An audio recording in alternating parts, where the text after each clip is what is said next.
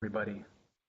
I'm excited to welcome you to our first ever Engaging Students webinar. We're going to do a series of these just based on different strategies on how you can engage students in your classroom. Our first one today is on working memory. So we're going to give you some working memory strategies.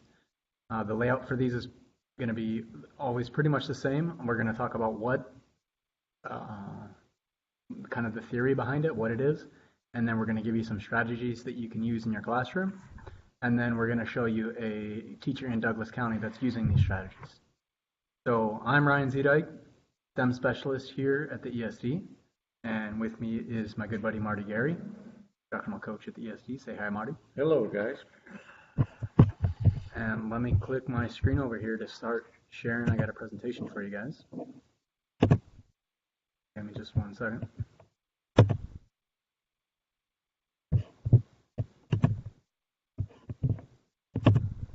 All right, so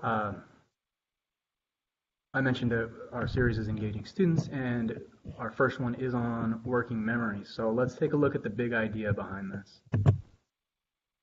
Big idea behind student engagement is actually that it's made up of a whole bunch of little ideas. So you can see all these different categories where student engagement falls under.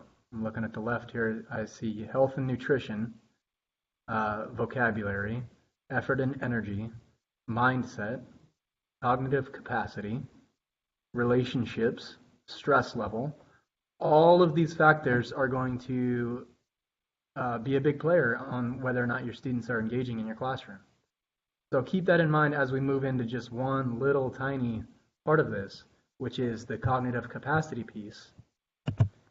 And even within cognitive capacity, which is our thinking skills, you can see that there's multiple areas in here, such as our attention, how long our students can pay attention for, what are their problem-solving skills, their working memory, that's what we're going to talk about today, their processing speed, how fast they can process information, as well as their self-control. So I think the main message to get from this outlook right here is that we're just looking at a little tiny aspect of student engagement. Student engagement is a big, comprehensive idea in your classroom, and every little piece of that you can add into your teaching repertoire is going to increase your student engagement. So with that being said, let's take a look at the what of working memory. So it says here, not only is my short-term memory horrible, but so is my short-term memory. And the reason I put that is just to highlight there is a small difference between short-term memory and working memory.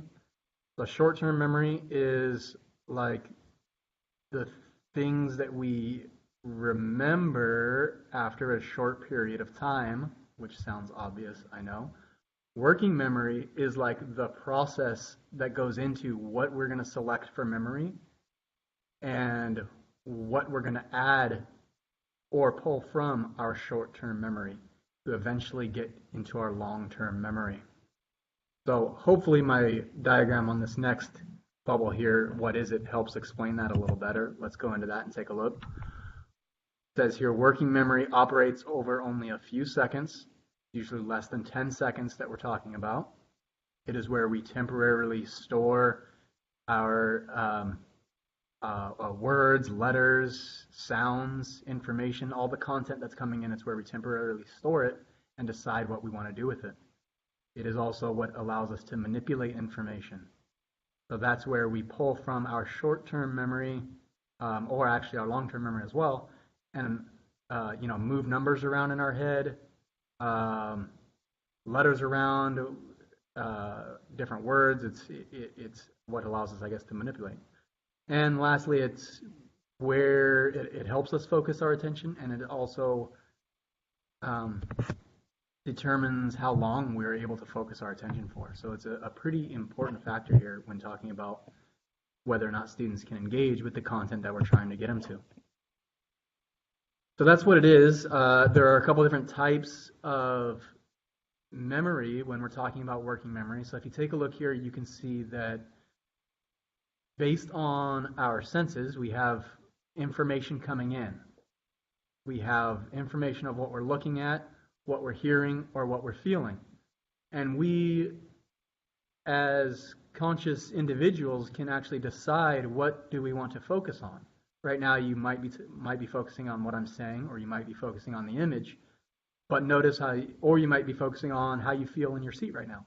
But notice how you can only focus on one of those at a time. That's how our mind works. So that's actually our working memory.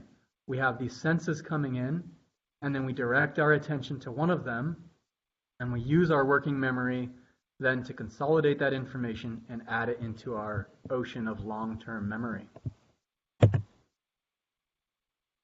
So before we get into some of the strategies here for doing this, I want to show you guys some of the research and what it says. There have been hundreds and hundreds of studies in education on how working memory impacts learning. Some of the factors that we've got from that are shown here in bullets. It's the driver of cognition, being required for problem solving, language, math, prediction, and every higher order process. Working memory is a launch pad and top predictor in mathematics achievement in primary children.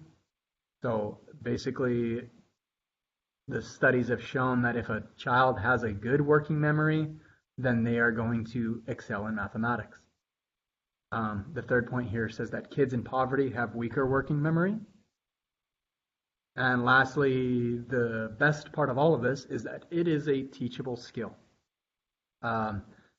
Just like in sports, how we practice muscle memory and we practice a baseball swing over and over and over so that our muscles can remember how to do that, we can also practice thinking over and over and over so that our brain can remember how to hold that information that we're thinking about for longer and longer periods of time.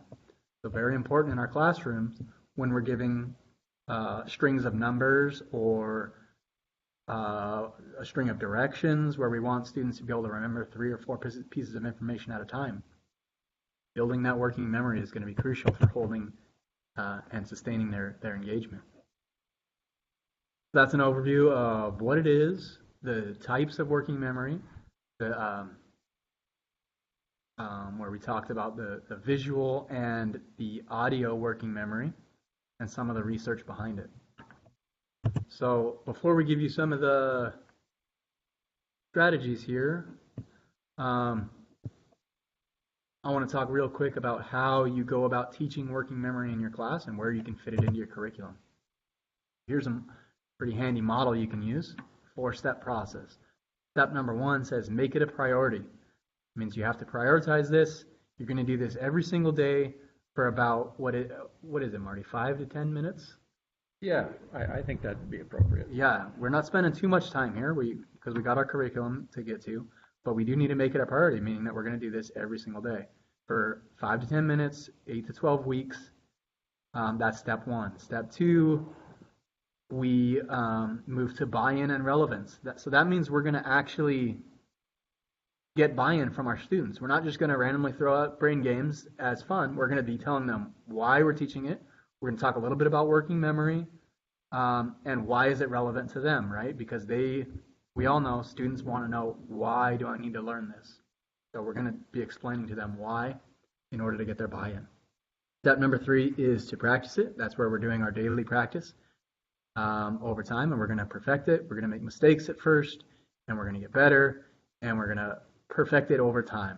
And step number 4 then is, as we go along, we don't want the same things that our students have mastered, so we're going to increase it in challenge and complexity over our 8 to 12 week process. And notice how that leads right back to step number 1, because then we want to bring in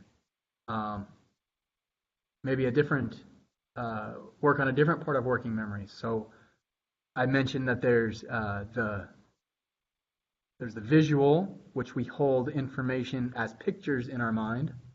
There's the audio, which we hold information as sounds in our mind. And then there's like the touch.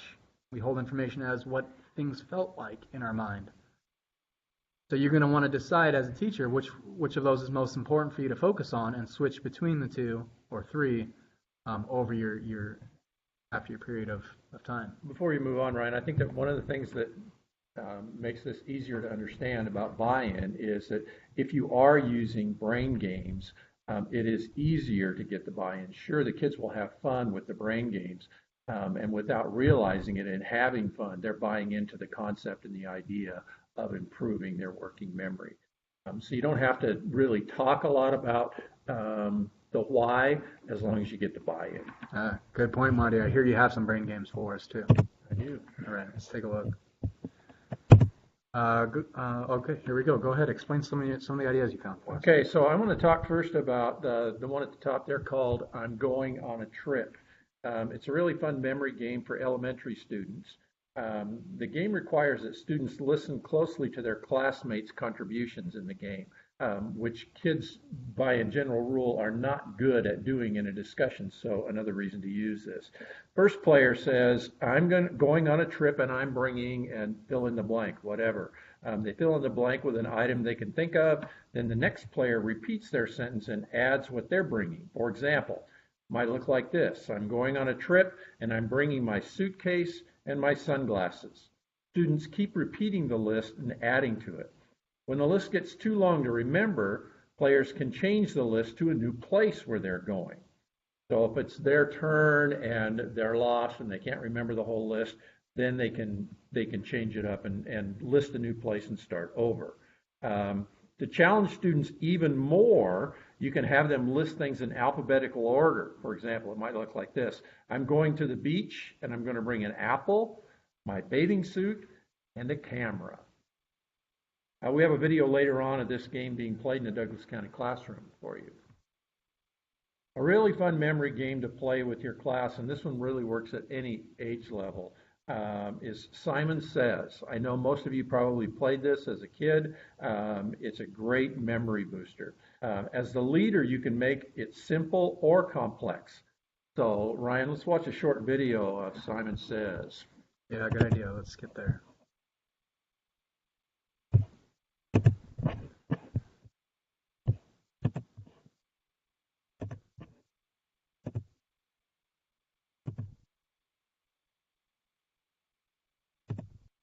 Hi, I'm Scott Gerst. And I'm Michelle Cummings with Training Wheels. You're about to view a video of an old game called Simon Says with a new twist. When I played Simon Says as a child, I always was worried about making a mistake and being eliminated. But what if you could play as long as you wanted to without worrying about making mistakes and without worrying about being out? So this video is for you, the facilitator, to take the old game of Simon Says from an elimination game to a teaching. Let's play. All right, everybody, we're going to play a game today that you probably played when you were a little kid, but you probably haven't played for a while. How many of you remember a game when you were a kid called Simon Says? How many people? All right, awesome. Now, in the old version of Simon Says, what happened if you made a mistake? You were out, right? And then the walk of shame starts and you have to leave the game, right? So we have actually changed the rules to this version, or to Simon Says, to make it into more of the teaching tool. So here in a minute, so there's going to be a few new rules to the old version of Simon Says. Now, most of the rules are the same. So in a minute, I'm going to start the game, and I'm going to start with some instructions, but you don't do any of those instructions until I start that statement with Simon Says. So just like the old game. Now, in the new game, here's one of the new rules, is that if you make a mistake in this new version of Simon Says, you're just going to give yourself a point. Okay, so nobody gets out. You just give yourself a point, and you just keep track of your own points in your own mind. Nobody really cares how many points you get. Ideally, you would like to have as few points possible, but there's going to be somebody in the room that has 27. They're like, woohoo, I got 27. But ideally, you want as few points possible. Now, another new rule in the game is that in a minute, I'm going to start the game, and I'm going to say, the game of Simon Says has officially begun. Now, the game will continue until you hear me say, the game of Simon Says is officially over. That's a very important rule to remember, okay? Now, here's what I'm going to ask you to do during this game. It's going to be both hands up, both hands down, right hand up, right hand down, left hand up, left hand down. And one thing that you might not have seen before is going to be clapping position. So if you hear me say Simon Says clapping position, it looks like this. Okay, now and I want you to make the noise because it sounds really cool when everyone does it together, okay? So let's practice that one before the game starts. So Simon Says clapping position. See, it's cool, isn't it? All right, so then I'm gonna say, clap once, clap twice, but you don't do it until Simon Says, okay? Now flinching totally counts as a point. So if I say, right hand up and you go, oh, hey, look at that. You see that over there? Totally counts as a point. So, and again, the points don't really matter, so just give yourself a point, okay? Now, are there any questions before we begin? No questions? All right, we're going to go ahead and get started then. The game of Simon Says has officially begun.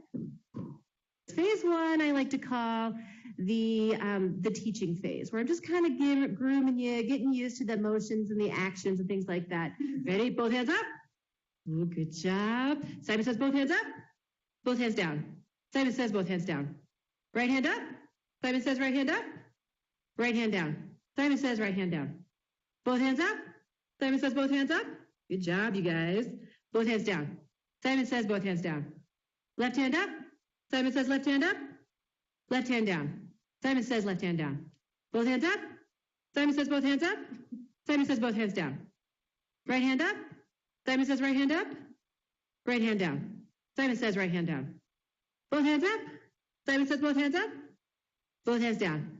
Simon says both hands up. Good job, you guys. So that's the end of phase one. Okay, but I always like to do a quick check-in just to see how people are doing. So raise your hand if you still have 0 points. Anybody? All right, great job. For Simon Says, raise your hand if you still have 0 points. Nice. Go ahead and put your hands down. Good job. Simon Says, go ahead and put your hands down. There you go. Good job.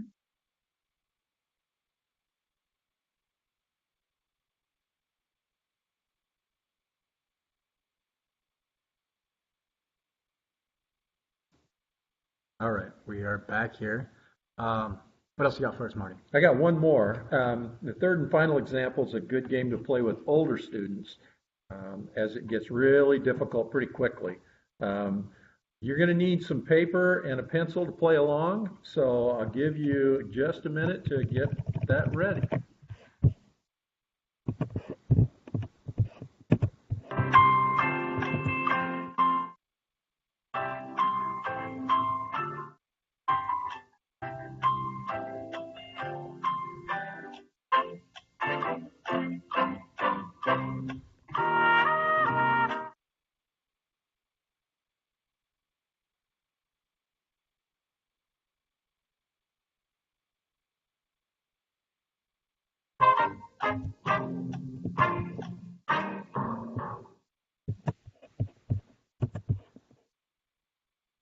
All right, if you're ready, here we go.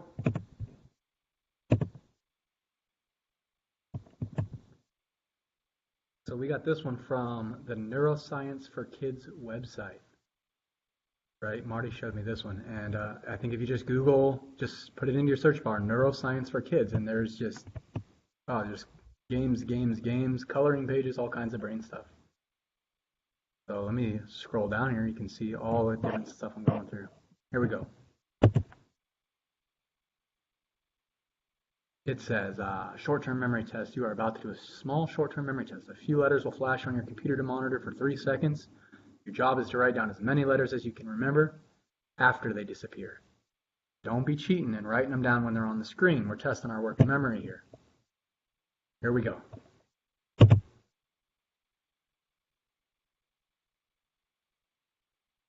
That's an easy one. That is an easy one. I could do that one. I guess we shouldn't talk. We're going to mess with their working memory while they're trying to remember these. Exactly. All right. Oh, this is the right. Okay, so you're writing down all the letters you remember. Okay, so we're going to test you at the end. Here we go. Get ready for trial 2.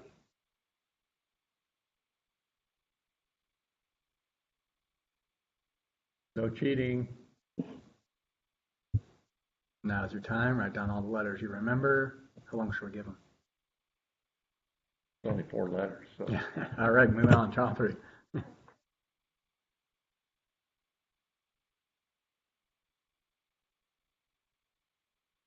Harder. Okay, write them down. Trial 4.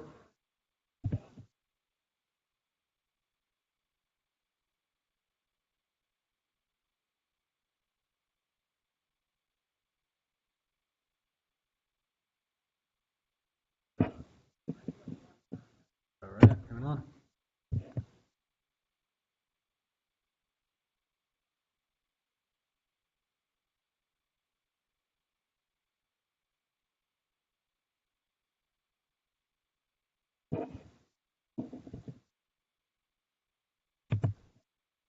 last one.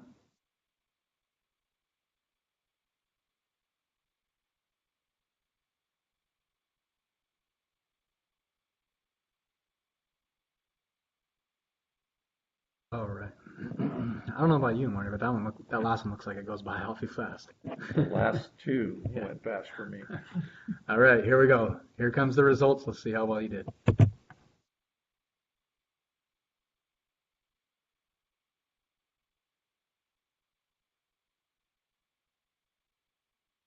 Even give some instructions on here if you are doing this with students, where you can have them graph their percentages to collect data on themselves.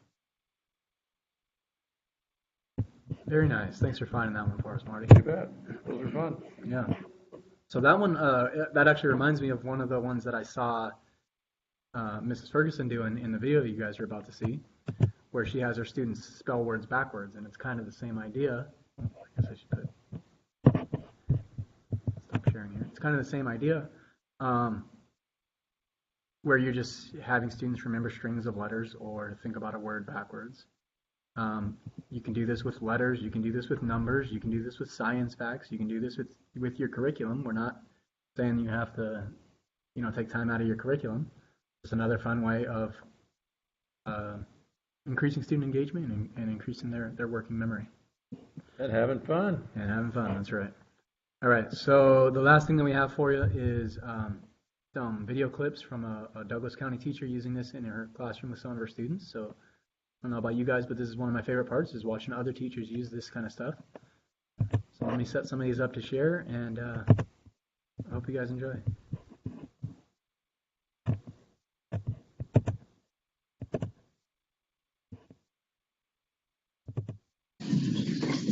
Okay, good morning, third and fourth graders. We are going to be talking about the brain and working memory. So let's wake our brains up. Everybody stand up. Okay, we're going to sing our class song. Okay, you ready? We're the class with the yellow door. We're the class with the yellow door. Listen up and hear us roar. Listen up and hear us roar. We think brain games are fun. We think brain games are fun.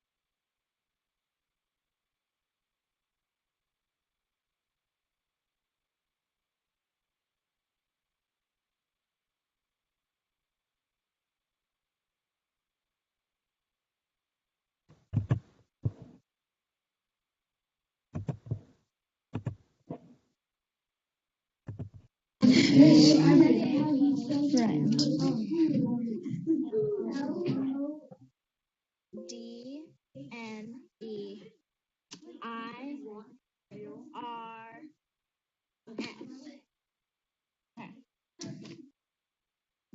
Number 1, sister.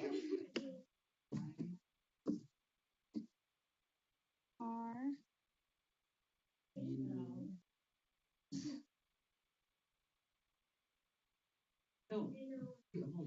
T S I S.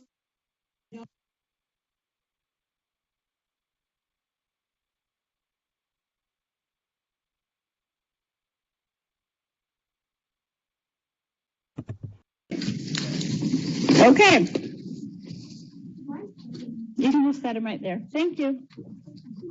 Okay, so the next thing I want you to do, partner 1, open your cards in the white envelope. Okay, got them? Can I look at them?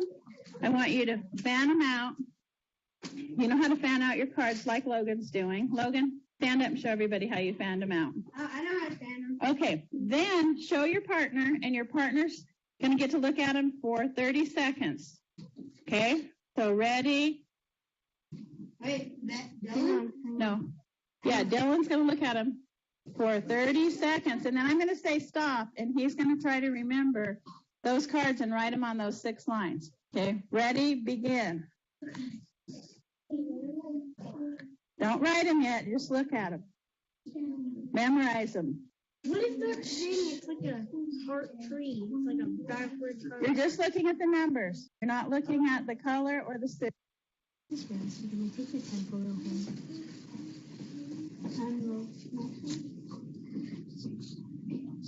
Okay, stop.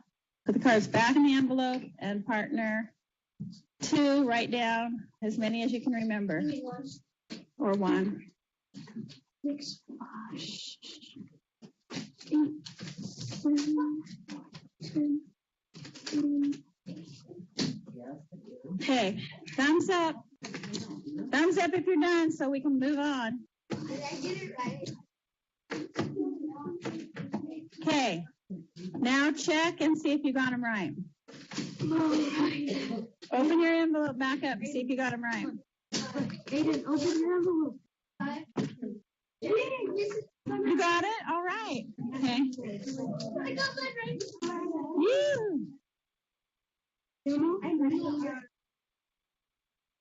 I think if you get the first match, then you get to automatically go again. But in this case, we're just going to take turns, okay? Yeah. Okay, so quickly lay your cards out, and partner number 1 goes first.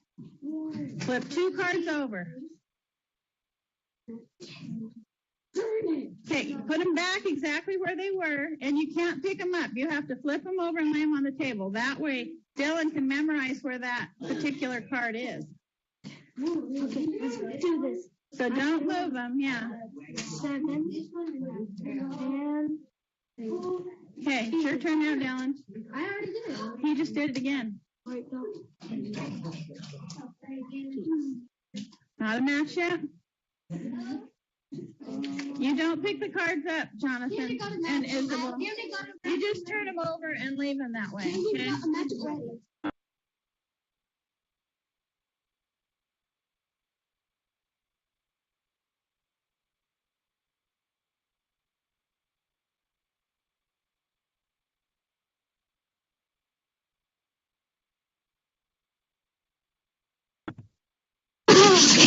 I'm going camping. I'm going to bring an axe, a gun, a tent, a shovel, rope, bathing suit, blanket, sleeping bag, food, water bottle, truck, ammo, flashlight, hammer, box, pillow, clothes, camera, trailer,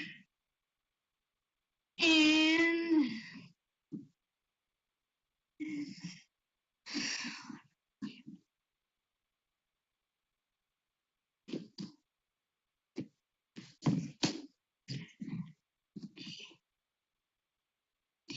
Give up.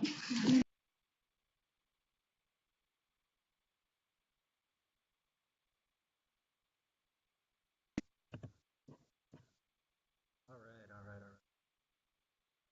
We're back. We're just about out of time. Anything else you want to add, Marty? Close out here. No, I just hope that people will watch these. We are planning to do several. Give us some feedback. Yeah, we'd like to start a whole series and get a whole library going with, different 30-minute clips like this. I'll leave you guys with, let me share my screen one more time. And take you back to our presentation here. So today's was on working memory, on one idea on how to help engage our students. And I'm going to leave you guys with a motivational quote here at the end. It says, "You cannot have a positive life and a negative mind. They just don't go together." All right, thanks for watching, guys, and we'll catch you next time. Have a great weekend.